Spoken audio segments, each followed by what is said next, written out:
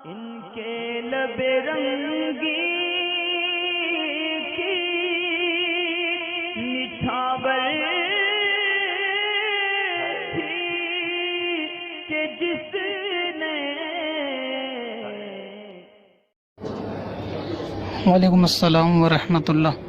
नाम तो इनका आईडी पे नहीं है, रेडमी 5 लिखा हुआ है। ये मालूम करते हैं कि मर्द पे रोज़े जो है किस उम्र में फ़र्ज़ हो जाते हैं, और जो रोज़े कज़ा हो गए होंगे तो क्या वो सर्दियों में मुकम्मल किए जा सकते हैं कि दिन छोटा होता है, रोज़ा रखने में आसानी होती है।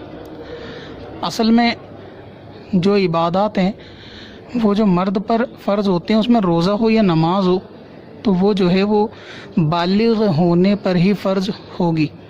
यानी जब लड़के को एहतलाम होगा, नाइटफॉल होगा, तो उसके बाद जो पहला रमज़ान पड़ेगा वो रोज़े उस पर फ़र्ज़ होंगे। अब अगर किसी के इल्म की कमी की वजह से या बेख्याली में वो रोज़े छूट गए होंगे तो उनको क़ज़ा करना पड़ेगा, और एक रोज़े का बदला एक ही रोज़ा होगा, 60 नहीं होंगे।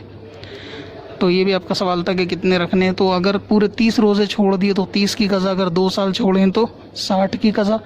साथ में तौबा इस्तग़फ़ार भी करनी पड़ेगी।